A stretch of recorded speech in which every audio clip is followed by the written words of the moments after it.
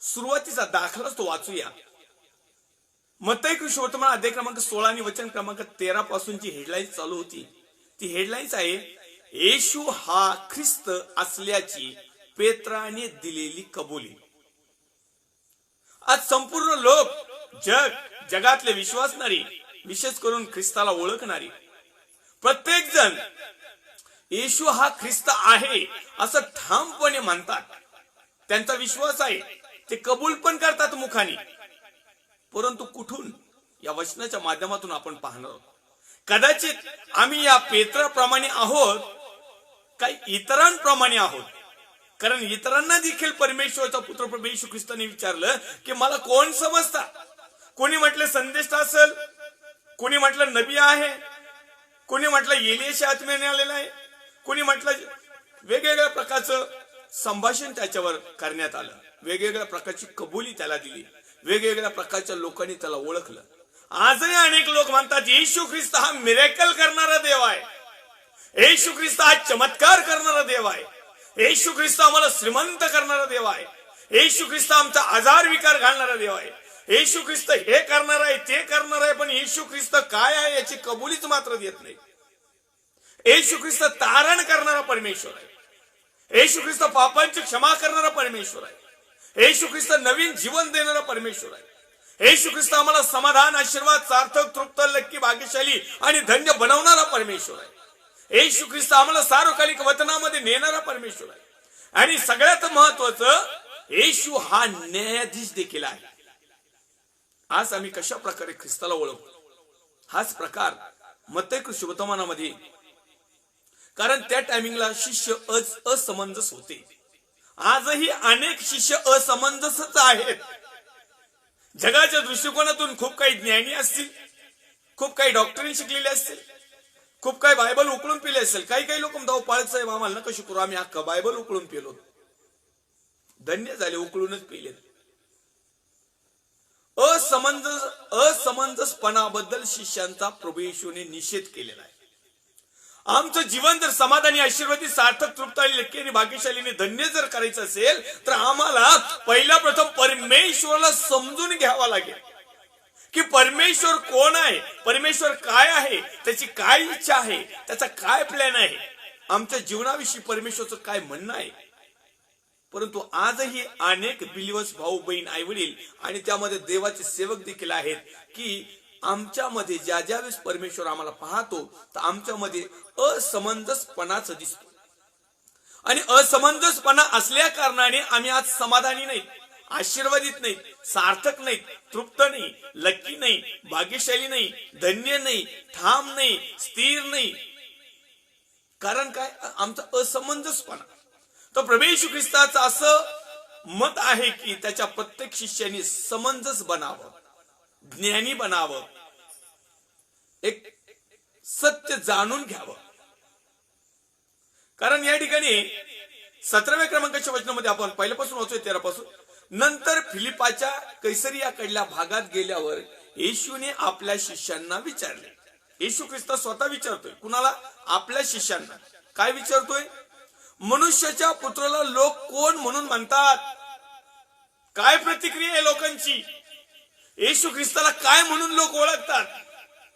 तो शिष्यांना विचारतोय. आजही तो शिष्यांना विचारतोय. आजही तो तुम्हाला आणि मला विचारतोय. आजही तो याजक वर्गांना विचारतोय. आजही तो फादर, पाळक, पास्टर, रेव्हरंड जे कोणी असतील त्यांना विचारतोय, कारण आम्ही शिष्य आहोत. तर आज प्रभू येशू आम्हाला विचारतोय की मनुष्याच्या पुत्राला लोक कोण म्हणून म्हणतात?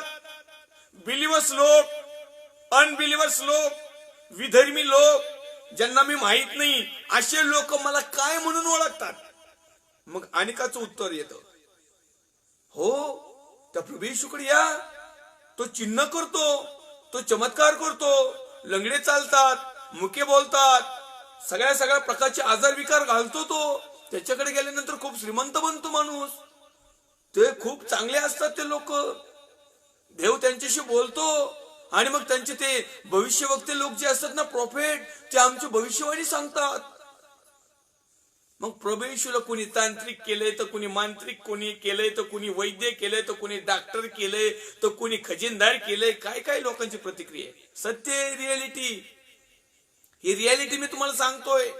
म्हणजे आमच्याकडे बघितल्यानंतर ख्रिस्ताचे काय गुण आहे असे, ज्यांच्या बरोबर आम्ही पोहोचतो किंवा ज्यांच्या बरोबर आम्ही संभाषण करतो किंवा ज्यांच्या बरोबर आम्ही प्रभू येशू ख्रिस्ताची माहिती पोहोचवतो. तर कशी पोहोचवतो? प्रभूकडे या, विसावा देईल.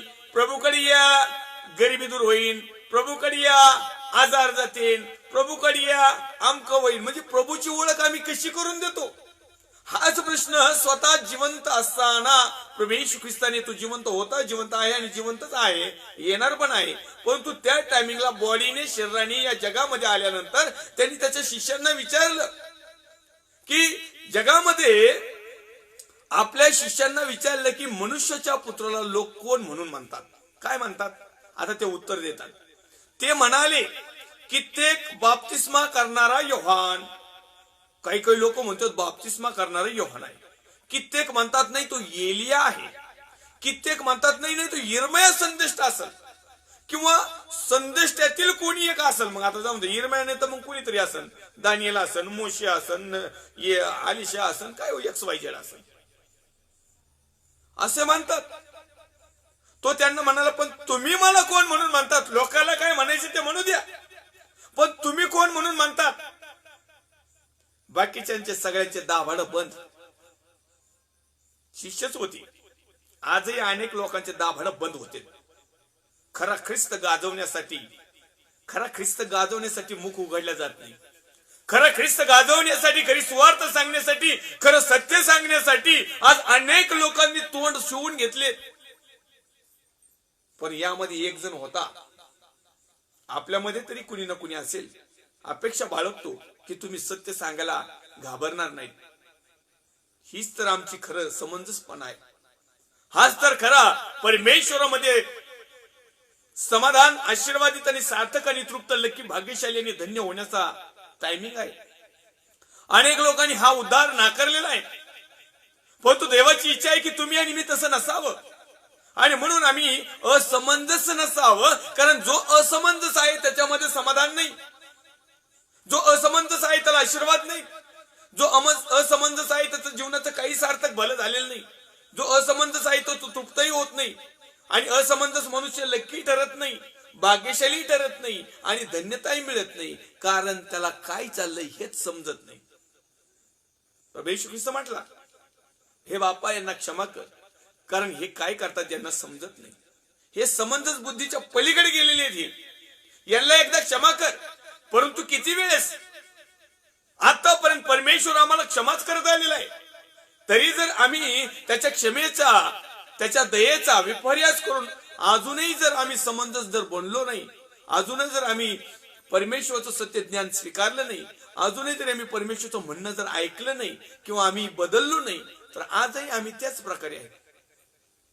आणि म्हणून या ठिकाणी तो स्वतः डायरेक्ट म्हणताय, जाऊ द्या, लोक आहेत, परंतु हे माझ्या जवळचे राहणारे शिष्य आहेत, माझी प्रशंसा करणारे, माझी स्तुती करणारे, माझी आराधना करणारे, माझ्या नावाचं गौरव करणारे, माझं नाव जगापर्यंत पोहोचवणारे जे शिष्य आहेत ना, म्हणजे आताचे सध्याचे जे पाळक साहेब हे जे आहेत ना, यांना म्हणत आहेत. कोण तो त्यांना म्हणाला, पण तुम्ही मला कोण म्हणून म्हणता? आता लोक म्हणतात बाप्तिस्मा करणारा योहान, लोक म्हणतात एलिया असेल, लोक म्हणतात यिर्मया असेल, लोक म्हणतात संदेष्टापैकी कुणीतरी एक असेल. लोकांना डिटेल सांगता येणार, कारण लोक परमेश्वरच्या जवळ नव्हते. ते फक्त मिरॅकल करायला, चिन्ह चमत्कार बघायला, काही पोटाची खळगे भरायला. काहींना वाटलं, ओ येशूच्या मीटिंगला गेलं ना उपाशी येत नाही माणूस, अहो तो येशू ख्रिस्त काही जोक आहे का? 2 मासे 5 भाकरी घेतल्या, 5,000 लोक जेवले. 7 भाकरी आणि काही मासे घेतले, 4,000 लोक जेवले. प्लस 7 पाट्या, इकडे 12 पाट्या उरल्या. येशू ख्रिस्त म्हणजे काही हे नाही. काहींना वाटलं का हे नुसतं जेवण वाटणारच आहे का, काही कळा ना. एक जण म्हणलं, नाही नाही, अहो माझा 12 वर्षाचा रोग होता, नुसते मी वाचला शिवले बरी झाले. एक म्हणणार तुझं काहीच नाही, मी जन्मापासून आंधळ होतो, मी नुसतं आलो, प्रभूने मला नीट केलं. एक कुणी परमेश्वरला वेगवेगळ्या पद्धतीने हे झालं लोकांचं. पण एकदा नीट झालेले लोक म्हणजे ते शिष्यत्वात येतात. एकदा का प्रभूचा अनुभव घेतलेल्या लोकांना ख्रिस्ताचा अनुभव जर आला, भले तो मिरेकल द्वारे असू, तेलाद्वारे असू, पाण्याद्वारे असू, बाटल्या असू, काय काय असेल ते असू, पण एकदा जर तुम्हाला प्रभूंनी जर साक्ष घडवली तर तुम्हाला आता या असमंजसपणामधून समंजसपणामध्ये यावं लागेल, परिवर्तन करावं लागेल, तुमचं नवीकरण करावं लागेल. तुम्हाला बाल रक्षणापासून आता प्रौढतेकडे जावं लागेल. कारण लहान लेकर जे असतात असमंजस असतात आणि प्रौढ हे समंजस असतात. तर आजही परमेश्वर ज्या तुम्हाला आणि मला पाहत आहे, भले आम्ही धार्मिक आहोत, जे आमच्या मनाला वाटन तसं आहोत, परंतु परमेश्वरच्या दृष्टिकोनातून आजही आम्ही असमंजस आहोत. म्हणून आम्हाला आज समाधान नाही, तृप्तता नाही, धन्यता नाही, आमच्या जीवनाचं काही खरं नाही, सार्थकता नाही.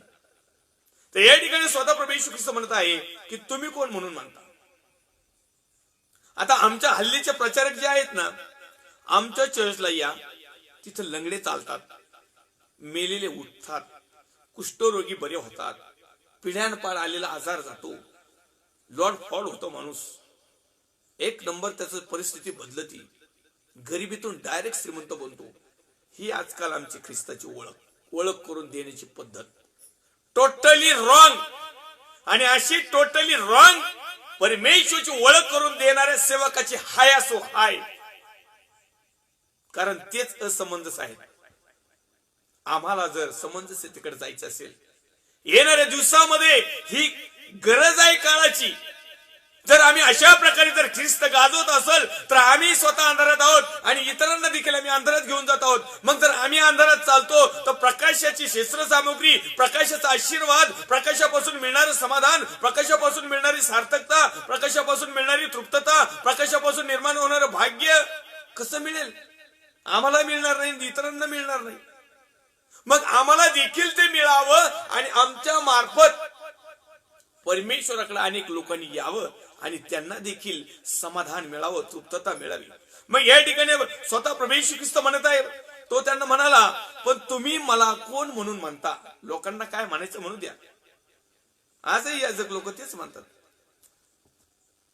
फक्त याजक लोकांना माहिती आहे पापाची क्षमा, तारण, स्वर्गाच्या राज्यात जाणं, पुत्र आणि कन्या होण्याचा अधिकार, हे फक्त यांच्या पुरतं मर्यादित ठेवते, बाकीच्या लोकांपर्यंत नाही. कारण यांना माहिती बाकीच्या लोकांना जर असं सांगितलं तर लोक येणार नाहीत.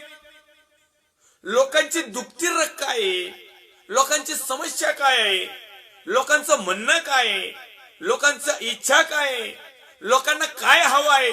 मग अशाच प्रकारे ख्रिस्ताची ओळख करून द्यायची, म्हणजे लोक येते आणि आपण त्यांचा कार्यक्रम करायचा. लाईव्ह सध्याची असा जर ख्रिस्त आम्ही जर ओळखत असाल तर तुम्हाला खरा ख्रिस्त कळाला नाही. मग तुम्ही सेवक असा, नाही तर कुणीही असा, तिकडं कुणीही असा, बिशप असू नये तर कोऑर्डिनेटर असू नये तर आणखीन कुणी असू, जर अशा प्रकारे जर आम्ही ख्रिस्त गाजवतो आणि जे सत्य जे सांगायचं, वधस्तंभावरला ख्रिस्त आम्ही बाजूला ठेवितो, तारणारा ख्रिस्त बाजूला ठेवितो, क्षमा करणारा ख्रिस्त बाजूला ठेवतो, क्षमा करणारा आणतो गडीभर, कारण लोकांच्या तसल्लीसाठी न्यायाधीश परमेश्वराला आम्ही बाजूला ठेवतो. विशेष म्हणजे आणि न्यायाच्या अगोदरची आम्हाला संधी दिली, ती संधी आम्ही लोकांपर्यंत पोहोचवत नाही. अशाच प्रकारे या ठिकाणी म्हणतो आहे, शिमोन पेत्राने उत्तर दिले. ह्या 12 पैकी हे 12 जण होते, हे सगळ्यांना विचारलं, मला काय म्हणतात? लोकांना काय म्हणूचे तर म्हणू द्या, तुम्ही काय म्हणतात? तुम्ही काय दृष्टिकोनातून माझ्याबरोबर आलेत? जसं योहानाच्या टायमिंगला म्हटलं तर तू रानात चेपलेला बोरू पाहायला गेले काय? तलमोस्त्र पाहायला गेले काय? तलमोस्त्र पांघरणारे राजवाड्यात असतात, तसंच याला या ठिकाणी म्हणत आहे. मग एक 11 जणांनी गप पडले, कारण 11 जणातला एक जण होता ना, तो स्पेशल पैशासाठीच आला होता, त्याच्याशी काही गेले देणं नाही त्याला. स्पेशल या उदय स्कूलची निर्मितीच तशी झाली होती. आता तो शास्त्रभाग पूर्ण व्हावा तो भाग वेगळा, पण याच्या डोक्यात गणित फक्त आउट गोईंग आणि इनकमिंग. इनकमिंगला लय महत्व होतं, आउट गोईंगला येऊदय स्कूल आउट गोईंगला जरा थोडासा घाबरायचा. दानपात्रातल्या डब्यातून जर कुणाला द्यायचं असलं तर येऊदय स्कूलात लगेच घाबरायचा. तो लगेच कारण काढायचा, प्रभूजी कशाला एवढ्या भाकरी कुठून आणायच्या आणि किती पैसे घालावं लागतील. पण येणं म्हणलं का येऊदय स्कूलात लय खुश व्हायचा. असं आज आमची सेवा आहे. इनकमिंग म्हणलं का पालक साहेब लय खुश, फादर साहेब लय खुश, वाव. आउट गोईंग म्हणलं का मग यांचं लगेच अकाउंट बंद पडत. मी तुम्हाला उदाहरण म्हणजे ख्रिस्ताच या शिष्यगणातलेच सांगतोय. त्या काळची परिस्थिती आणि आताची परिस्थिती.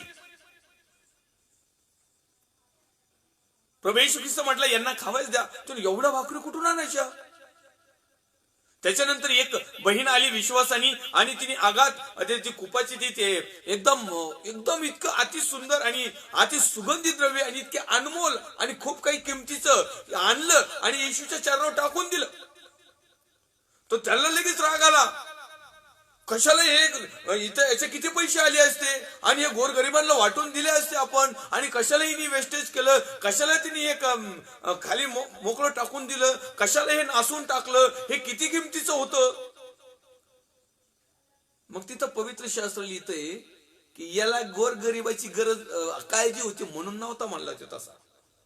यहुदा इस्करियोतचा धंदाच होता का फक्त दानपात्र जवळ ठेवणं आणि दानपात्र एखाद्याला देण्याची गरज आली का मग मात्र काहीतरी कारण काढणं.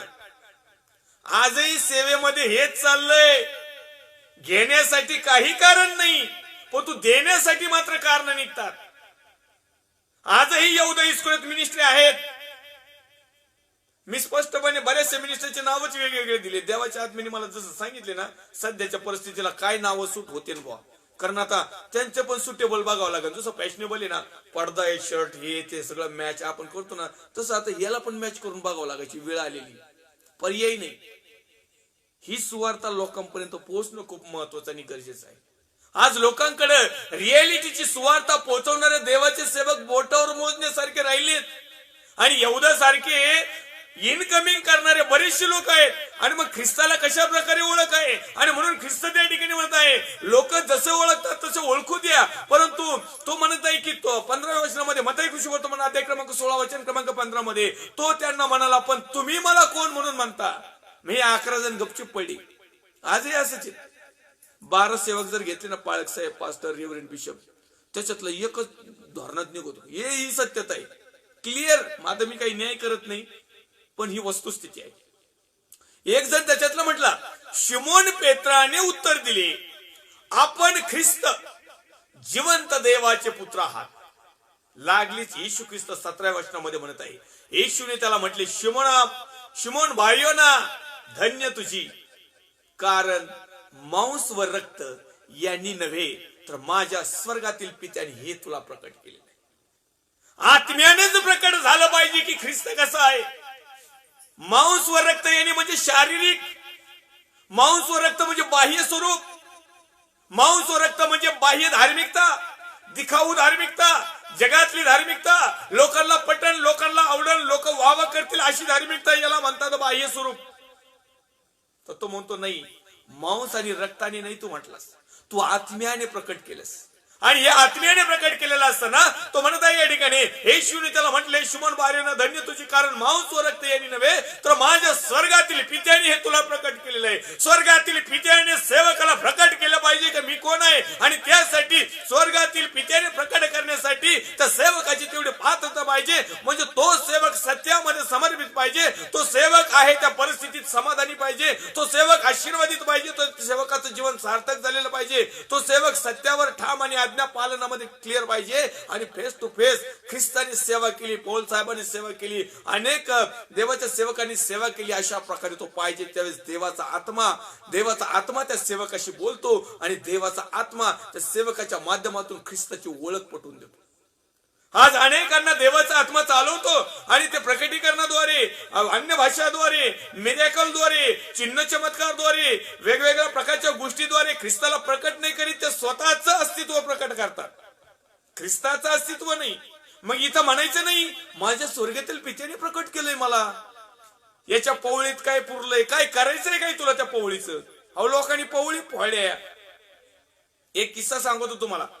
आता ते याजक साहेब नाही तर आता मलाही सांगता येणार नाही ते नेमकं स्वर्गातच गेलेत का आणखीन कुठं, ते नाही सांगता येणार, कारण ते काही मला माहित नाही.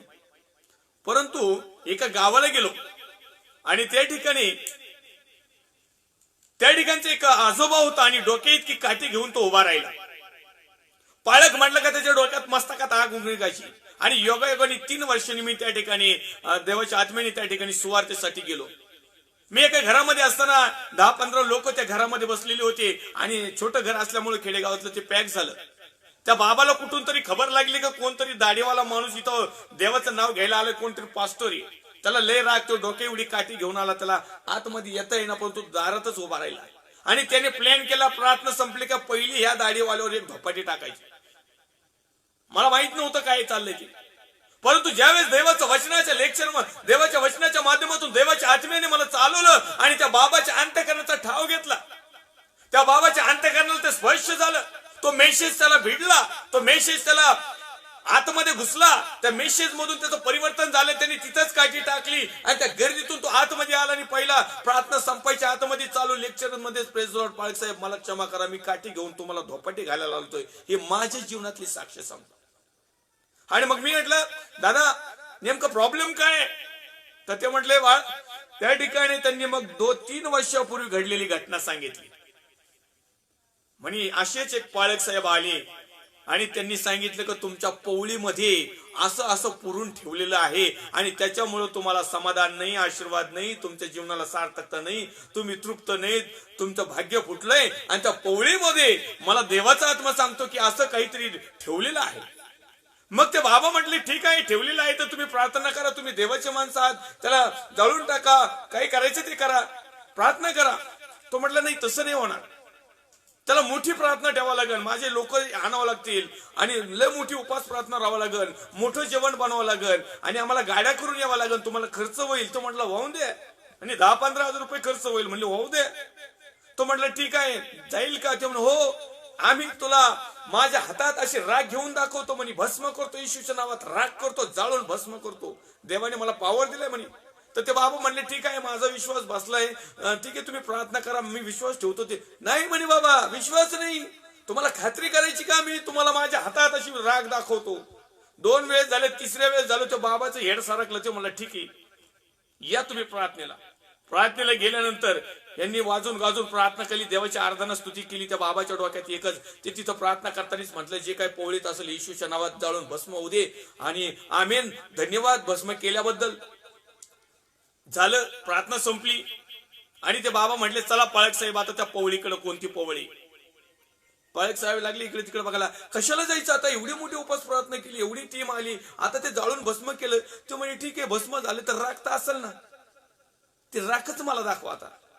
चला म्हणे, पोरांना सांगितलं घ्या, पारी घ्या, टिकावं घ्या आणि हे पवळ जिथं सांगते तिथं खटा. त्या पोरांनी जवळजवळ बरीचशी पवळ पाडली, अर्धा-पाऊण तास खेळ चालला होता तो. शेवटी ते पाळक साहेब म्हटलं, अहो ते जळून भस्म झालं. ते म्हटलं मग राखच दाखवा. इतका अतिशहाणपणा केला त्या बाबांनी, तशीच धोपाटी टाकली.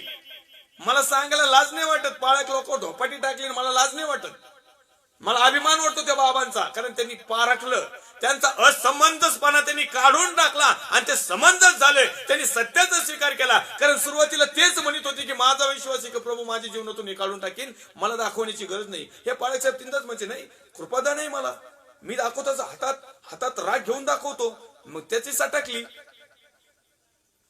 त्याच्यानंतर त्या गावामध्ये 3-3.5 वर्ष कुठलाही पाळक त्या कोणीच येऊ नाही दिला. योगायोग असा झाला की 3.5 वर्षानंतर मला तिथं जाण्याचा योग आला. आणि मग तो प्रसंग ज्यावेळेस प्रार्थनेच्या द्वारे ज्यावेळेस सत्य वचन प्रकट केल्या गेलं, त्यावेळेस त्या बाबाच्या अंतःकरणाला ते भिडलं आणि त्या बाबांनी चालू प्रार्थनेत येऊन अक्षरशः तो पायावर पडला होता. मी उठवलं, म्हटलं बाबा मी तुमच्या सारखाच मनुष्य आहे. मी गळ्याला गळा लावला आणि बाबांना सांगितलं, एवढं तुम्ही रागवता का? पाळक सेवक लोकांना का रागवता? असं काय प्रॉब्लेम आहे? आणि मग त्यांनी स्टार्ट टू एंड ही हिस्ट्री मला त्यांच्या घरी 1 किलोमीटर नेलं. त्या वड्यातून गेलो, आंध्रा कोंध्राचं, तिथं जाऊन चहा करून त्या 1 घंट्यामध्ये मला सगळी हिस्ट्री सांगितली. आणि म्हणून सेवकाद्वारे देखील अनेकांचं तारण होतं ना, तर सेवक देखील काही लोकांचे बेजबाबदार आहेत. सेवकांना देखील असमंजस बुद्धी आहे. सेवकांनी देखील ख्रिस्ताचा प्रचार वेगळ्या पद्धतीने केलेला आहे. त्या बाबाला जवळजवळ 10-15 हजाराला झोपवलं, पण बाबा हुशार ठरली. त्यांनी त्या लोकात देखवत म्हशीला त्या भातांना लापशी खाऊ घातली, पण पाळकांनी त्यांची टीम आखी तशीच हाकलून दिली. ते माणूस आहे. अजूनही आहे तो माणूस जिवंत आहे. जर कदाचित तुमच्यापैकी कुणाला जर यायचं असेल तर माझी भेट घ्या, मी तुम्हाला त्यांच्या घरी घेऊन जाईल. सत्य परिस्थिती, मी अशा डुप्लिकेट साक्षी नाही सांगत कधी. कारण ख्रिस्ताला ओळखलंय कसं, आम्ही ख्रिस्ताला कसं ओळखतोय. तर हा जो प्रसंग मत्ती सुसमाचारामध्ये आम्हाला समाधान, धन्य, आशीर्वादी, सार्थक, तृप्त आमचं जीवन भाग्यशाली होण्यासाठी आम्हाला आमचा असमंजसपणा काढून टाकावा लागेल. याचा अर्थ असा नाही की आम्ही सगळे समंजस झालेलो आहोत. आम्ही आमचा असमंजसपणा, आम्हाला देवाचं वचनच आम्हाला समंजस बनवल, देवाचं वचनच आम्हाला परिवर्तन करेल, देवाच्या वचनावरच आम्ही ठाम राहावं, देवाच्या वचनावर आम्ही फॉलोअप घ्यावं. आणि म्हणून मत्ती सुसमाचार अध्याय क्रमांक 16 वचन क्रमांक 5च्या अगोदरची हेडलाईन्स आहे असमंजसपणाबद्दल शिष्यांचा निषेध. कारण सगळं करून शिष्यांना काही समजेना. 5,000 भोजन घातलं, 12 टोपल्या उरल्या. 4,000 भोजन घातलं, 7 टोपल्या उरल्या. लंगडे, मुके, बहिरे, वेगवेगळ्या प्रकारचे व्याधीनी त्रस्त झालेले लोक नीट झाले, तरी यांचा असमंजसपणा गेला. यांना असं वाटायचं की तो राजा आहे, मग आम्ही त्याच्याजवळ चिकाटलो म्हणजे आम्ही कोणीतरी खजिनदार आमक पालन दिसताना होतो. परंतु या ठिकाणी शिमोन पेत्राने उत्तर दिले, आपण ख्रिस्त जिवंत देवाचे पुत्र आहात. येशूने त्याला म्हटले, शिमोन बारियोना, धन्य तुझी, कारण मांस व रक्त यांनी नव्हे तर माझ्या स्वर्गातील पित्याने हे तुला प्रकट केले. आणि म्हणून प्रत्येक सेवकाला, प्रत्येक बिलीवर्सला, प्रत्येक लिडर्सला परमेश्वर पित्याने जे प्रकट केले तेच लोकांपर्यंत पोहोचवावं. म्हणजे तो सेवकही समाधानी राहील, तर लोकही समाधानी राहतील, आणि परमेश्वरला देखील आमच्या विषयी समाधान राहील की शबास भल्या विश्वसुदासा, तू थोडक्या विषयी विश्वसू राहिलास, तुझी पुष्कळ नेमणूक करेल. मग आमचं समाधान, मग आम्ही आशीर्वादित, मग आमच्या जीवनाला काहीतरी रूप, रंग, सार्थक, तृप्त, लक्की, भाग्यशाली ठरतो. मग काहीतरी थोडीशी धन्यता मिळेल. ही रियालिटी, हे वचन 18व्या क्रमांकाच्या वचनामध्ये म्हणतो, आणखीन मी तुला सांगतो, तू पेत्र आहेस, आणि या खडकावर मी आपली मंडळी रचीन व तिच्या पुढे अधोलोकाच्या द्वाराचे काहीच चालणार नाही. त्या ठिकाणी शिमोनाला नाव देता येतो, तू पेत्र आहेस आणि या खडकावर मी आपली मंडळी रचीन व तिच्या पुढे अधोलोकाच्या द्वाराचे काहीच चालणार नाही. झालं. हे वचन एका मंडळीने उचललं, एका संस्थेने.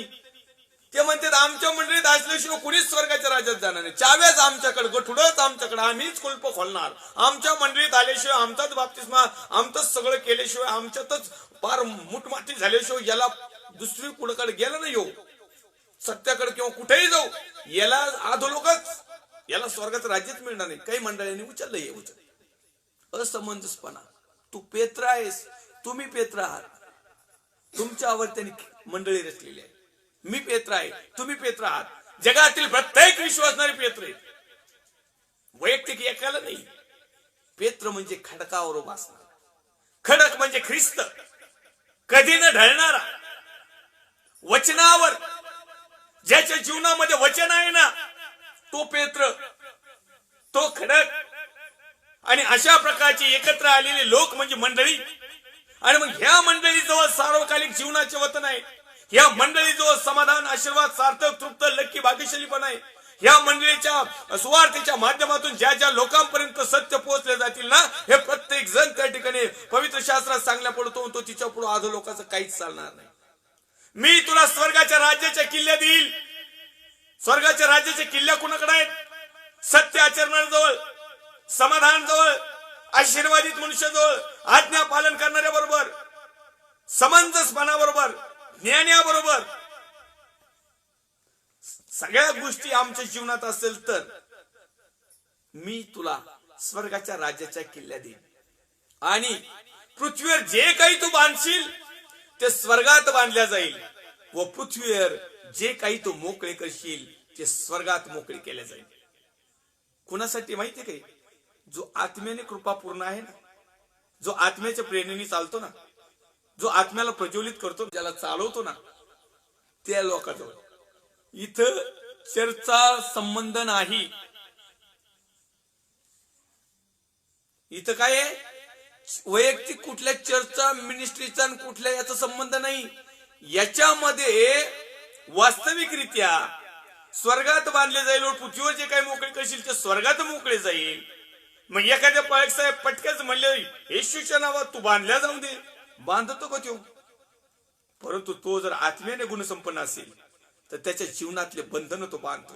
यासाठी सार्वकालिक वतनामध्ये जाण्यासाठी हे बंधन, हे जोखणं, हे अडचणी, हे पाप, हे कुकर्म, हे आज्ञाभंग, हे असमंजसपणा, हे असत्य जे काही आम्ही आता जीवन जगत आहोत हे आमच्याजवळ नसावं. याच्या बदल्यामध्ये परमेश्वरच्या आत्म्याचे निष्पन्न होणारे जे आत्मिक फळ आहेत, गलतीकरचं पत्र अध्याय क्रमांक 5 वचन क्रमांक 22 मध्ये की त्या ठिकाणी लिहिलंय प्रीती, शांती, सहनशीलता, लीनता, नम्रता, इंद्रिय दमन, ह्या सगळ्या गोष्टी आहेत ना. आमच्यातल्या ह्या जुन्या गोष्टी ज्या आज आमच्यामध्ये आहेत की ज्याच्यामुळे आज आम्ही समाधानी नाही, ह्या काढून टाकणं आणि त्याच्या बदल्यामध्ये आत्म्याकडून आलेले, परमेश्वराकडून आलेले, यहोवा परमेश्वराने मार्गदर्शन केलेल्या वचनातून मिळालेले सत्य स्वीकारून ज्यावेळेस आम्ही लाईव्ह जीवनामध्ये त्यावर चालण्याचा प्रयत्न करतो, हा व्यक्ती सार्वकालिक वतनाचा वाटेदारी आहे. हा व्यक्ती खरा समाधानी आहे. भले जगामध्ये त्याला नाव लौकिक नसू द्या, जगामध्ये त्याला मान सन्मान नसू द्या, जगामध्ये तो खूप श्रीमंत नसू द्या, जगामध्ये खूप काही तो लय नॅशनल इंटरनॅशनल पिक्चर नसू द्या, 2 लोक 5 लोक 10 लोकांची जरी मंडळी असली तरी तो परमेश्वराचा खरा निरोप आहे. तो खरा सेवक जो सत्य प्रकट करतो, जो लेकरांना आवटोळ धरितो तसं नाही. आपण एक मराठीत म्हणतो आपलं ते बाबून लोकांचं ते काटत. आपल्या बाबूला पण तपासायचं हे काटतंय का बाबू? काय बरेचसे लोकांचं हे सेवक लोकांकडून हे चुकतं. आपलं ते बाबू नाही, माझीच मंडळी, माझेच लोक, मी शिकवीन तेच खरं, मी सांगन तेच खरं, माझीच प्रोसेस बरोबर, माझ्याच निश्चितले नियम ओके, माझ्याकडे स्वर्गाच्या चाव्या, मी स्मृती हो जे काय बांधीन ते बांधीन, मी स्वर्गात जे मोकळं सोडीन. अरे मग बाकीचे कोण येतं? आहेत अशा काही मंडळी आहेत. मग आमचं समाधान कुठे गेलं? सैतानाने, दुष्टाने तुमच्या आणि माझ्यामध्ये मिनिस्ट्री, संस्था, अशा वेगवेगळ्या प्रकारचे प्रकटीकरण असं घालून आपल्यात फूट पाडली. आणि देवाचं वचन सांगते की आपसात फूट पडलेलं राज्य टिकत नाही. तर आम्ही जे सार्वकालिक वतनाच्या राज्याचे वाटेकरी आहे तो आज आम्हाला फोडत आहे. हे वेगवेगळ्या प्रकारचे प्रीचिंग, वेगवेगळ्या प्रकारचे शिक्षण, वेगवेगळ्या प्रकारचा आमचा विश्वास, असमंजसपणा, अर्धवटपणा, नामधारीपणा, लाभासाठीचा तोंडपूजापणा, जगातल्या सर्व गोष्टींची गरज आहे हे 100% खरं आहे. परंतु कायम त्या जगातल्याच गोष्टी मिळवण्याचा प्रयत्न करायचा आणि सार्वकालिक वतनाकडे जाणाऱ्या मात्र 0 बॅलन्स, ही सैतानाने आमच्यामध्ये निधन टाकलेले, पेरणी केलेली, आमच्यात फूट पाडलेली आहे यासाठी की आमचं राज्य टिकू नये. परंतु सैतानाने कितीही काही फूट पाडू द्या, ज्यांना दैवाने पाचारण केलेलं आहे, ज्यांना दैवाने निवडलेलं आहे, ज्यांना दैवाने बोलवलेलं आहे, ज्यांना दैवाचा आत्मा चालवतो, ज्यांना देवाचं सत्य समजले, जे विधी आज्ञा नियम पाळतात, या जगामध्ये किती त्यांना क्लेश होईल, त्रास होईल, संकट येतील, समस्या येतील, चिंता येतील, काळजी येतील, लोक त्यांची निंदा नालस्ती करतील, ते कदापि हलणार नाही. आणि म्हणून यामध्ये तुम्ही आणि मी असावे. म्हणजे हे 11 शिष्य जे आहेत हे गपचूप पडले.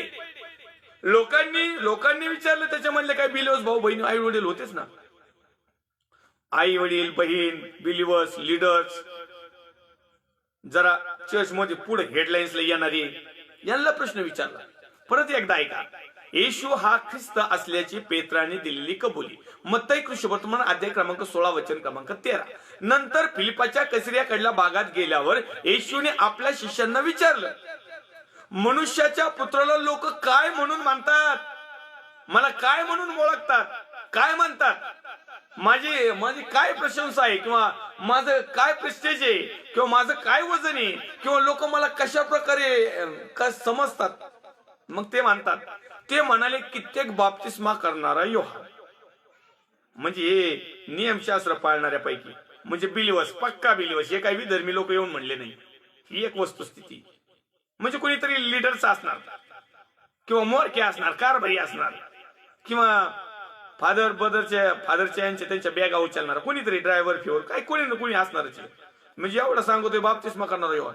कित्येक म्हणाले, कित्येक काय म्हणाले, हे एलिया असल, संदेष्टापैकी कित्येक म्हणले यिर्मया असन बाबा, एलियाने दिसत, ह्यो यिर्मया दिसतो. कारण एलियाने जे सांगितलं, यिर्मयाने जे सांगितलं, संदेष्टाने जे याच्याविषयी सांगितलं, यांना एवढंच माहिती होतं. ते पण जगिकरित्या मांस आणि रक्त म्हणजे या शरीराच्या बाह्य दिखाव्यात त्यांना जेवढी काही माहिती होती ना तेवढीच त्यांनी सांगितली. आणि त्या बिचाऱ्यांनी खरी सांगितले राव, त्यांची तरी काही चुकी. आजही आमच्या चर्च मधल्या लोकांना जर विचारलं ना, हो या ना आमच्या चर्चला या ना, हो लय चमत्कार होते. तुम्ही एकदा तर या राव, फक्त एकदा आले तर नाही बरे झालं ना, चर्च सोडून दे भाऊ. एवढी गॅरंटी आपली पाळक साहेबांची. आपले लय वट लय वजन. हा आपण पाळक साहेबाला कानात सांगू त्याच्या, हे असं आपला जवळचा माणूस याच्यासाठी प्रार्थना करा, याचं प्रकटीकरण सांगा आणि याला लगेच फायनल करून टाका बरं, हे आपला मेंबर बनून. ही सध्याची लाईव्ह स्थिती, ही ख्रिस्ताची ओळख. किती लाजिरवाणी गोष्ट आहे.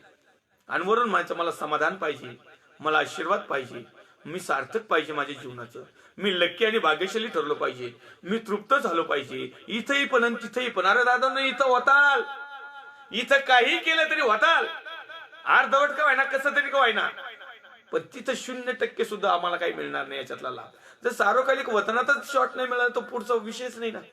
तर या ठिकाणी तो म्हणत आहे, कित्येक म्हणाले एलिया, कित्येक म्हणाले यिर्मया किंवा संदेष्टापैकी कुणी. काही काही तर म्हणलं नाही ना, मग 2-3 नाहीत ना, मग संदेष्ट जेवढे होऊन गेले ना त्यांच्यापैकी कुणीतरी एक असं. आजही असंच. मग परमेश्वरचा पुत्र प्रभू येशू ख्रिस्त म्हणत आहे, तो त्यांना म्हणाला, पण तुम्ही मला कोण म्हणून मानता? हे लोकांचं जाऊ द्या, बिलिव्हर्स जाऊ द्या, विश्वासणारे जाऊ द्या, नीतिमान जाऊ द्या, शास्त्र पारंगत जाऊ द्या, यहुदी जाऊ द्या, आणखीन कोणते इथं तेवढे जाऊ द्या. तुम्ही तर माझे शिष्य आहेत ना बाबा, तुम्ही तर माझ्या जवळ आहेत ना, तुम्ही तर खाल्लंय पिल्लंय, तुम्ही तर चमत्कार बघितलेत, तुम्ही सगळ्या गोष्टी बघितल्यात, तुम्हाला मीच बोलावलंय, मी तुमचे धंदे सोडून माझ्याकडे आणलंय, मीच तुम्हाला सांगितलं मासे धरणारा पैकी आता मी माणसं धरणारा करतो, मी अमकं करतो तमकं. तू किती चमत्कार पाहिले, जेवण बघितले, लंगडे लोळे बघितले, अनेक मिरॅकल बघितले तुम्ही. आता तुम्ही मला कोण मानता? ठीक आहे, या लोकांनी समजलं जाऊ द्या, ते असमंजस आहेत, ते अज्ञान आहेत, त्यांनी मला काही ओळखलं नाही, ते कवाच्या नावात येते. तुम्ही तर रात्रंदिवस मला चिटकून येत ना, रात्रंदिवस चिटकून. आता सध्याच्या फादर साहेबाला आणि पाळक साहेबाला रात्रंदिवस चिटकून असणार बद्दल लोक बघा, ही देवाची प्रशंसा कमी, सेवकाचीच प्रशंसा लय भरपूर असते. चेक करून बघा, तुम्ही लागले चेक करून बघा, ही वस्तुस्थिती आहे. आणि अशीच जर परिस्थिती जर राहिली तर आम्ही ख्रिस्ताला ओळखलेलंच नाही. आणि म्हणून माझ्या प्रिय भावांनो, बहिणी, आई वडिलांनो, देवाच्या अभिषिक्त सेवकांनो, या ठिकाणी तो मग शिष्यांना म्हणत आहे, पण तुम्ही मला कोण म्हणून मानता? मग शिमोनाने उत्तर दिले, बाकीचे गपचूप बसले. बाकीचे म्हणतो ना, हे म्हणले बाप्तिस्मा करणारा योहान, नाही म्हणतोय. एलिया, इथं पण काही चेहरा भाव दिसणार. म्हणले यिर्मया, तिथंही काय भाव दिसणार. मग संदेष्टापैकी कोणतरी एक असून आलं, तिथंही पण भाव दिसणार प्रभू येशू चेहऱ्यावर का? बरोबर, हे म्हणतात बुवा, चेहऱ्यावर भाव येतो ना आपल्या बाजूने बोललो. Yes yes yes, amen amen, praise the Lord. आपल्या बाजूने बोललो कसं असं एक्सप्रेशन येतं, चेहऱ्यावर भाव येतात. शिवशनाला कुणीची आहे ना भाऊ, मग 11 जण गचपडीची गोळी घेतली आहे, तुम्ही जाऊ देऊ. परंतु एकाला देवाचा आत्मा चालवला. परमेश्वर यहोवाने त्याला सांगितलं की हा समोर प्रश्न विचारणारा व्यक्ती कोण आहे, याला काय म्हणून लोक काय म्हणतात ते म्हणू द्या. कारण त्यांनी सुरुवातीला तीच गोष्ट समजली होती की हा राजा आहे आणि मी याच्याबरोबर राहिल्यानंतर मला काय, या बऱ्याच 12 शिष्यांचा हेच डाव होता पहिला आल्यात. आता इथेच डाव आहे बऱ्याच लोकांचा. कवचित एखाद्या 2 देवानी यहोवा परमेश्वराने पाचारणारे तेवढेच सुटत आहेत, बाकीचे सगळे याच्यात लाईनीत पडून जाते. शिमोन पेत्राने उत्तर दिले, आपण ख्रिस्त जिवंत देवाचे पुत्र आहात. आणि मग येशू ख्रिस्त त्या ठिकाणी लागली 17 वचनामध्ये म्हणत आहे, येशूने त्याला म्हटले, शिमोन बारियाना, धन्य तुझी, कारण मांस व रक्त यांनी नव्हे तर माझ्या स्वर्गातील पित्याने हे तुला प्रकट केलेलं आहे. हे जेवढे लोक म्हणले हे बाह्य स्वरूपाचं म्हटले, हे जेवढे लोक म्हणले बाह्य धार्मिकतेमध्ये म्हटले, हे जेवढे लोक म्हणले तेवढे ज्यांना तेवढे असमंजसपणा जशी होती तशी दिले, हे जेवढे लोक म्हणले आपल्या बुद्धीने बोलले, हे जेवढे लोक बोलले ते आपल्या ज्ञानाने बोलले, हे जेवढे लोक बोलले हे वाडवडिलांच्या संप्रदायाप्रमाणे बोलले. परंतु तू जे बोललास, तू जे उत्तर दिलंस, पवित्र आत्म्या करवे तू बोललास. असं देवाच्या सेवकाचं जीवन पाहिजे. आमचं देवाच्या विषयी सांगण्याचे काम सर्व पवित्र आत्म्याच्या मार्गदर्शनानुसारच पाहिजे, ना की आमच्या बुद्धी नुसार, ना की आमच्या नॉलेज नुसार, ना की आमच्या स्टेटस साठी, ना आमच्या मिनिस्ट्रीसाठी, ना कुणासाठी. ज्या वेळेला स्वीकारायचे ते स्वीकारू द्या, ज्यांना नाही स्वीकारायचे स्वीकारू द्या. सुरुवातीला आम्ही जर काही शास्त्र भाग पाहिले तर सुरुवातीला 70 लोक आली होते परमेश्वरचे शिष्य बनायला. नंतर एका प्रतीमध्ये 72 शिष्यांचा उल्लेख आहे. काही गुप्त शिष्य आहेत, त्याच्यापैकी 12 जण राहिले होते, बाकीचे सगळे गायब झाले. त्याच्यातले काही जण म्हणले नाही भाऊ हे खूप अवघड आहे वचन, एवढं कुठं सत्य एवढं कुठं रिअलिटी असतं का, हे जीवन जगणं महाग होईल म्हणे याच्या बरोबर. काय आलं बाबा, चांगला जीव धोक्यात घालिता, सुखाचा जीव धोक्यात घालिता. गेले पटापट माग. हे 12 जण तग धरून बसले. त्याच्यातले एक जण खजिनदार झालता, ते म्हणलं ओके काय होईन ते होईन, आपल्याकडे डबा आहे ना दानपात्राचा, विषयच नाही. बाकीच्याला काही काम धंदे नव्हते, ते गरीब हरिबीज होते, ते निघले. प्रभूंनी सगळ्यांनाच पाचारण केलं, प्रभूंनी सगळ्यांनाच बोलवलं होतं. प्रभू असं नव्हता एकाला शिक्षण द्यायचं आणि बाकीच्याला अंधारात ठेवायचा. प्रभूने सगळ्यांना शिक्षण दिलं, सगळ्या देखवत दिलं. शास्त्री, परुषी, सदुकी, यहुदी, नियमशास्त्राधीन असणारे, आणखीन कुलीन, आणखीन शिष्य, सर्व साधारण लोक सगळ्यांसंग परमेश्वर बोलत होता. देवाचा पुत्र प्रभू येशू ख्रिस्त सर्व आजही तोच प्रभू येशू ख्रिस्त काल आज सारखाच असताना तो आजही सगळ्यांबरोबर सारखाच बोलत होतो. सेपरेट याजक लोकांना एक वेगळं वचन, बिलिव्हर्स लोकांना एक वेगळं वचन, लीडर्स लोकांना एक वचन, प्रोफेट साहेबांना एक वचन, संदेश भविष्यवक्त्यांना एक, शिक्षकाला एक, क्रिस्तुबरला एक, पाळक साहेबांना एक, भविष्यवक्त्यांना एक, प्रेषितांना एक. असं नाही, देवाचं वचन संपूर्ण जगासाठी संपूर्ण लोकांना एकच आहे. पण आमचा असमंजसपणा आम्हाला नडतो आणि त्या असमंजसपणामध्ये आम्ही स्वार्थी बनतो. या असमंजसपणामध्ये आम्ही मूढ बनतो. या असमंजसपणामुळे आम्ही मूर्ख बनतो. या असमंजसपणामुळे आम्ही अज्ञानी बनतो. या असमंजसपणामुळे आम्ही अंधश्रद्धाळू बनतो. या असमंजसपणामुळे आम्ही अविश्वासू बनतो. याच असमंजसपणामुळे आमचं समाधान गायब होतं. याच असमंजसपणामुळे आमचे आशीर्वाद गायब होतात. याच असमंजसपणामुळे आमचं धार्मिक जीवन पडलं जातं. याच असमंजसपणामुळे आम्ही मांस व रक्त म्हणजे बाह्य स्वरूपाचं ख्रिस्ती जीवन जगतो. आणि मग बाह्य स्वरूपाला परमेश्वरच्या राज्यात अजिबात चान्स नाही, थोडा सुद्धा नाही, थोडा सुद्धा नाही, वास सुद्धा नाही, बघायचं सुद्धा नाही. याचं जर उदाहरण जर तुम्हाला जर दाखवायचं ठरलं ना देवाच्या वचनाच्या नुसार, योहान शुभवर्तमानात जर काढला आपण तर त्याच्यातला एक 4था अध्याय जर काढला तर त्याच्यामध्ये सुंदररित्या लिहिले. आता आपला विषय पांगू नये म्हणून मी तुम्हाला शॉर्टकट मध्ये सांगतो. आपला विषय आहे धन्य, आशीर्वादित, समाधानी. परंतु या ठिकाणी मला तुम्हाला आवर्जून सांगायचंय की याच्यामुळे होतंय काय नेमकं. योहान शुभवर्तमान आणि त्याचा 4था अध्याय आणि काही वचनामध्ये मी तुम्हाला या ठिकाणी सांगू इच्छितो.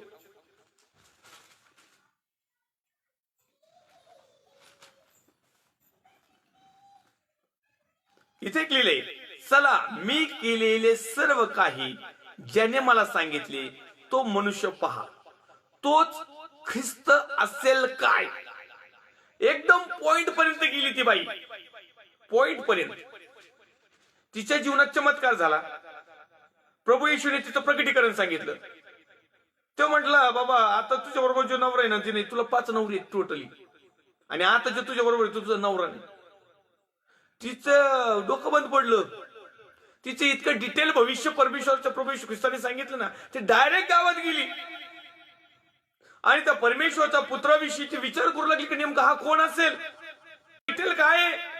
मग ती शेवटपर्यंत कुठं गेली की ते म्हटले की चला मी केलेले सर्व काही ज्याने तो मनुष्य पहा, तोच ख्रिस्त असेल काय. तिथपर्यंत गेली, तिथं अविश्वास दर्शवला. तोच ख्रिस्त आहे का. आजही आम्ही चिन्ह चमत्कार सगळ्या दुनिया भानगडी करतो, पण ख्रिस्ताला रियालिटी मध्ये ओळखायचं कसं. इथं येऊन घोडं पेंड खातं, ही इथं प्रॉब्लेम येतो आम्हाला. तर हा प्रॉब्लेम आमचं समाधान हरवून जातो.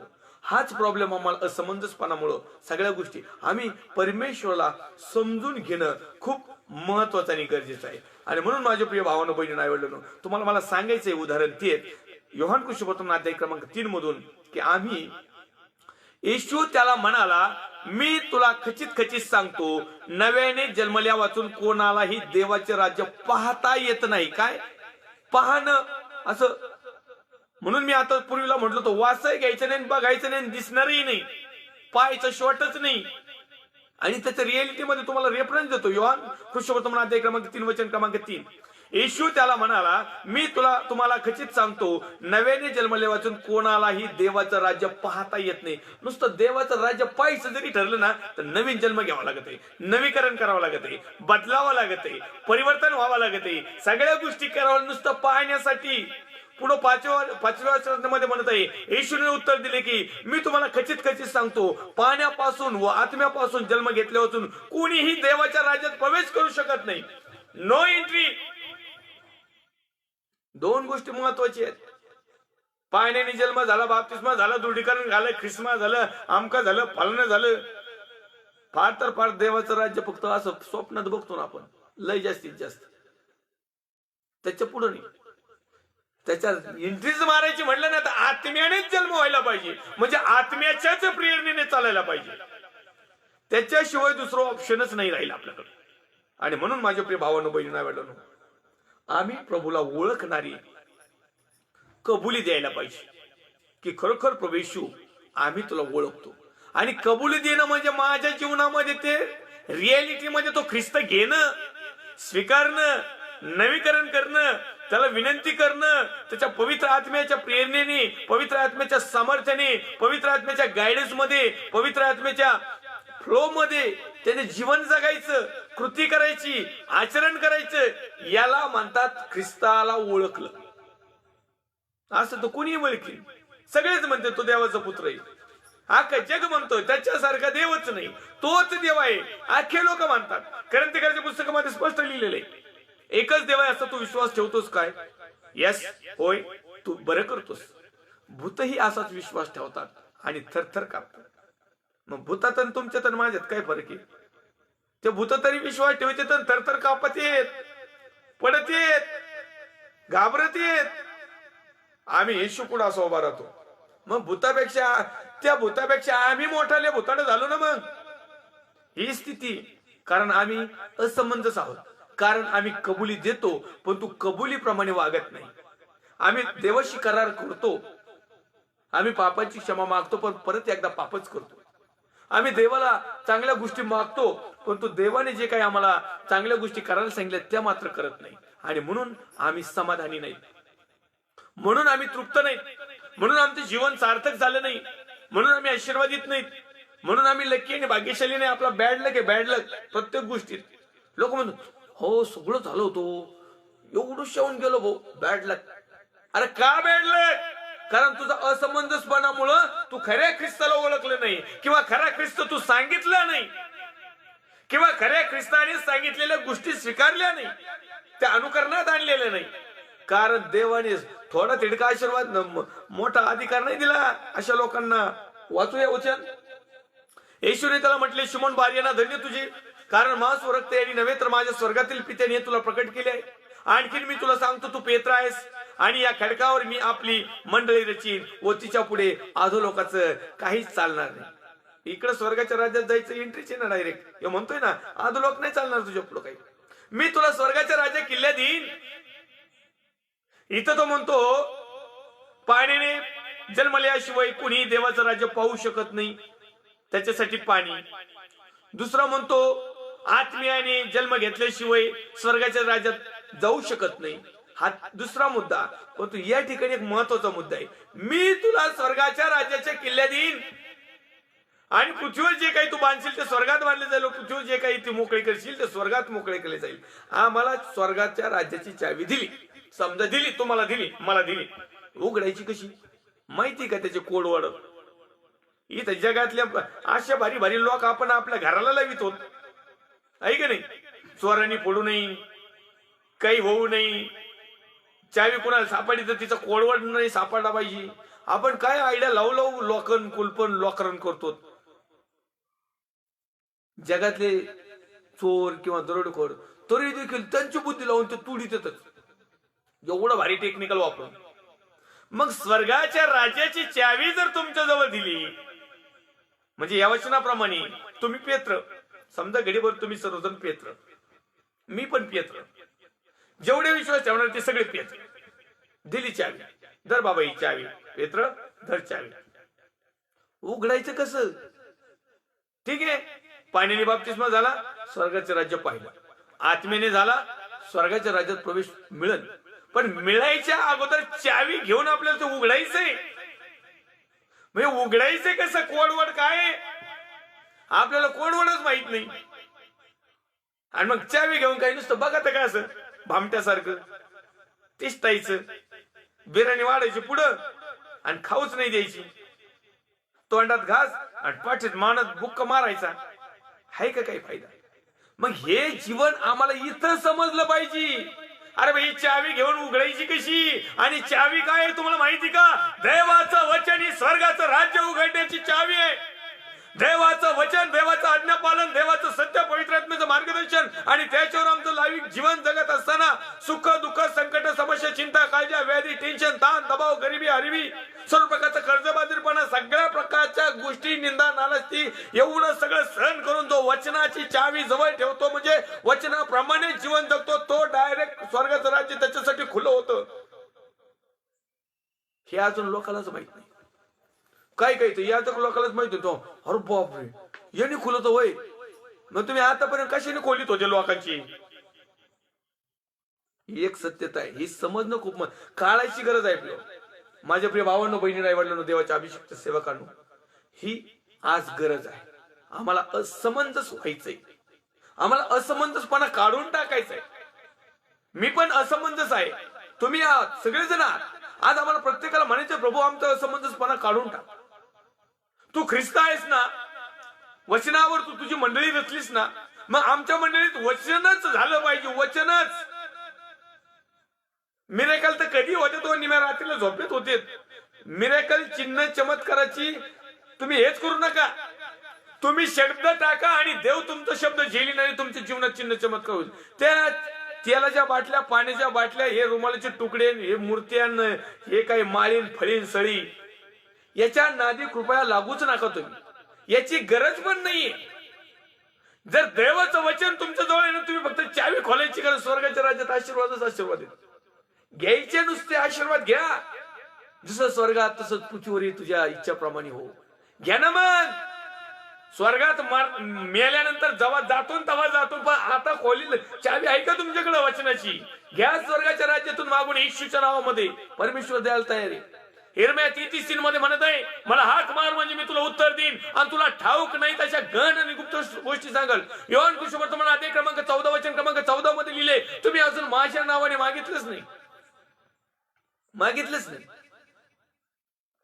मागा म्हणजे तुमचा आनंद बहुगुणित होईल.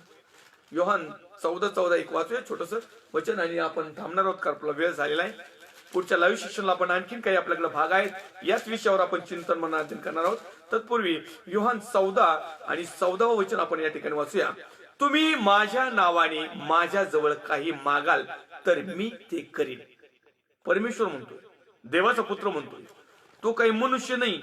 या बोटाचा थोका त्या बोटावर, त्या बोटाचा थोका या बोटावर, आणि या रविवारी या नाही बरी झाली का, पुढच्या रविवारी या. 4 रविवारी करा, 5 रविवारी करा, विश्वास ठेवा होईल. आणि हे पुढच्या वड्यात यायचे काम नाही तर प्रभूचे. प्रभूकडे जो येतो ना, प्रभू लागेच काम करतो. तो म्हणतो तुम्ही मागा. योहान 14:14 वाचा, तुमच्या लक्षात येईल. आम्ही पाळक साहेबांकडे मागतो. पाळक साहेब तेवढं जर आपलं हाणाभर एक प्रार्थना जरा खैसून लय ताळतळून कळकळून करा. आपल्या जवळचा माणूस लगेच नीट व्हायला पाहिजे. हा, ते नीट झालं ना, 4-5 लोक तर आरामशीर आपल्या चेसला तर रविवारी येते. हो, आणि त्यांच्या घरची वाजवणार पण येईल. तुला भारी आमक पालन दिसतो, आपल्याला सपोर्ट मिळून करा करा, त्यांच्यासाठी काहीतरी करा. हे असलं काही चलत नाही. हे बाह्य स्वरूप झालं, हे बाह्य धार्मिकता झाली, हे असमंजसपणाची लक्षणं झाली, हे ख्रिस्ताला नाकारण्याची लक्षणं झाली, आणि सरळ सरळ सोप्या साध्या भाषेत सांगतो, या अधोलोकात जाण्याची लक्षणं येतात, नरकात जाण्याचे. तुम्हाला आणि मला सार्वकालिक वतनामध्ये आणि इथं जिवंत असताना धन्य समाधान आशीर्वादित सार्थक जीवन, जर लक्की आणि भाग्यशाली जर जीवन जगायचं असेल तर परमेश्वरच्या वचनाच्या पलीकडे काहीच नाही. परमेश्वरच्या नावाला धन्यवाद देईल. या ठिकाणी आपल्याला थांबावं लागेल, वेळ झालेला आहे. पुढच्या लाईव्ह सेशनला आपण या वचनातून आणखीन काही गोष्टी शिकणार आहोत. मत्तई सुसमाचार अध्याय क्रमांक 21 आणि वचन क्रमांक 9 मधून आम्ही काही गोष्टी शिकणार आहोत. तत्पूर्वी लाईव्ह फेसबुकला जुडलेल्या सर्व देवाचे अभिषिक्त सेवक सेविका, विश्वासणारे भाऊ बहीण आई वडील या प्रत्येकाचं मी पास्टर राजू आलाट मनापासून हार्दिक स्वागत करतो. आपण सर्व संकल्प करूया आणि प्रभूला आज विनंती करूया. प्रभू, बाकीच्या लोकांचा समंजसपणा असमंजसपणा आम्हाला काय माहित नाही. आम्ही काही लोकांची नावटी पाहिलं नाही, आम्हाला ठेवलं, लोकांच्या निंदा करायला नाही ठेवलं. प्रभू, आता आम्ही आमचंच बघतो, आमच्या अंतःकरणात ढोकवितो. प्रभू, आमचा असमंजसपणा तू काढून टाक, आमचा ढोंगीपणा तू काढून टाक, आमचा मीपणा, अहमपणा, गर्व, अभिमान, व्यर्थ, खुशाल, किल्ला बाडकी, आमचं जगातलं सगळं जे काही आहे, जगातलाच ताठा, जगातल्या सगळ्या गोष्टी प्रभू जे दिलंस त्याबद्दल आभार. पण यापुढं तुझं सार्वकालिक वतन जीवन मिळण्यासाठी, तुझ्या स्वर्गीय राज्य मिळवण्यासाठी, तुझं सत्य प्रचार करण्यासाठी, या समाधान आशीर्वाद माझ्या जीवनाचं सार्थक बनण्यासाठी मला तू समंजस बनव. समंजसपणाचा आत्मा दे. आहे आपल्या आत्म्याच्या प्रकारामध्ये आपण आहे. कधी मी विषय घेतलेला आहे लाईव्ह फेसबुकला, तो पवित्र आत्म्याविषयी. पण तू ज्यावेळेस देवाची योजना येईल त्यावेळेस आत्म्याच्या प्रकाराबद्दल आपण एक दिवस लाईव्ह सेशनला बोलूया. पुन्हा एक वेळा देवाच्या सर्व अभिषेक सेवकांचं या मनापासून आभार मानतो. येऊया आपण सर्वजण मिळून छोटीशी प्रार्थना करूया. पवित्र थोरसेना दिदे बापा, जशावर तसे तुझ्या पवित्र हातामध्ये येत आहोत. प्रभू येशू ख्रिस्ताच्या प्रेमळ आणि सामर्थ्यवान नावात आम्ही पहिलं प्रथम प्रभू येशू मी स्वतःसाठी प्रार्थना करतो आणि जे लाईव्ह सेशनला आहे त्यांच्यासाठी प्रार्थना करतो. लाईव्ह सेशन आणि आम्ही दोन्ही मिळून सर्व जगासाठी आम्ही प्रार्थना करतो. प्रिय प्रभू येशू, आमचा सर्वांचा असमंजसपणा तू काढून टाक. आमचा हेकेखोरपणा, मीपणा, अहमपणा, आमचा उद्दामपणा, आमचं फाजील धार्मिकता, आमची बाह्य धार्मिकता, न आवडणारं जीवन प्रिय बापा तुझी क्षमा कर. आणि आजच्या दिवसापासून तुझ्या समंजसपणाचा, ज्ञानाचा, धैर्याचा, सामर्थ्याचा, अभिषेकाचा, सत्याचा आत्मा आमच्यामध्ये कार्य करण्यासाठी आज प्रिय बापा तू आमची निवड कर. आज तू आम्हाला तो दे आणि त्याप्रमाणे आम्ही जीवन जगावं. म्हणून प्रिय प्रभू येशू, वचनाचं मार्गदर्शन तू आम्हाला दे. पवित्र आत्म्याचं गायडन्स आम्ही घ्यावं. त्याचप्रमाणे जगामध्ये जे तुझे अभिषिक्त सेवक, सेविका, विश्वासणारे भाऊ बहीण, आई वडील, जे याजक वर्ग, पास्टर, फादर वर्ग, रेव्हरंड, बिशप वर्ग ठेवलेले आहेत, त्यांना देखील प्रिय बापा आम्ही तुझ्या हातात समर्पित करतो. ज्या ज्यावर तुझी कृपा दया दृष्टी आहे, आम्ही प्रत्येकाने तुझा सत्य प्रचार करावा. आणि म्हणून आम्हाला तू सहाय्य मार्गदर्शन कर. आम्हाला समंजस बुद्धी आणि ज्ञान दे. आम्हाला सत्य सांगण्यासाठी आमच्या मुखाला, जिभेला, कंठाला स्पर्श कर. आमच्यामधून भीती काढून टाक. आमच्यामधला स्वार्थीपणा काढून टाक. हो दे तुझ्या नावाचा महिमानी करू. प्रार्थना करतो या समाल प्रभू येशू ख्रिस्ताच्या नावामध्ये. आमच्या भारत देशासाठी, भारत देशातील सर्व राज्य, विशेष करून माझा महाराष्ट्र राज्य, महाराष्ट्र राज्याचे मुख्यमंत्री मान्य उद्धवजी साहेब, त्यांचे सर्व सहकारी टीम, विरोधी पक्ष नेते मान्य देवेंद्र फडणवीस साहेब, त्यांची सर्व सहकारी टीम, सर्व पोलीस डिपार्टमेंट, डॉक्टर्स, नर्स, सेवाभावी संस्था, माझ्या भारत देशाच्या सरहद्दीचे संरक्षण करणारे मिलिटरी पोस्ट जवान, कमांडोज, त्यांचे कुटुंबीय, लाईव्ह शिक्षणला जोडणारे सर्व त्यांचे प्रियजन, आप्तजन, नातेवाईक, स्नेही, आम्ही प्रत्येकजण तुझ्या पवित्र हातामध्ये येतो. प्रत्येकाला राखलं, सांभाळ, तुझे आभार मानतो. प्रत्येकाच्या समस्या, चिंता, काळजी, टेन्शन, ताण, दबाव, गरिबी, गरिबी, सर्व प्रकारचा अशक्तपण, सर्व प्रकारचा आजारपण, सर्व प्रकारचं कर्जबाजारीपणा, सर्व प्रकारचं परमेश्वर असमंजसपणा येशूच्या नावाचे समाल तू दूर कर. आणि प्रत्येकाने प्रामाणिक, सालस मनाने सत्याला समर्पित होऊन आम्ही तुझी सेवा करावी आणि आम्ही चांगल्या प्रकारचं जीवन जगावं अशी कृपा कर. सर्व आदर, गौरव, सन्मान, महिमा तुला देत. ख्रिस्त येशू जो होता, जो आहे, जो येणार आहे, पवित्र प्रभू येशू ख्रिस्ताच्या प्रेमळ आणि सामर्थ्यवान नावात छोटीशी प्रार्थना मागतो स्वर्गीय पित्या तुझी. आमेन. प्रभू येशू रक्त की जय. प्रभू येशू रक्त की जय. प्रभू येशू रक्ताचा आज जयकार असो. Amen, amen, amen. Praise the Lord. Thank you. God bless.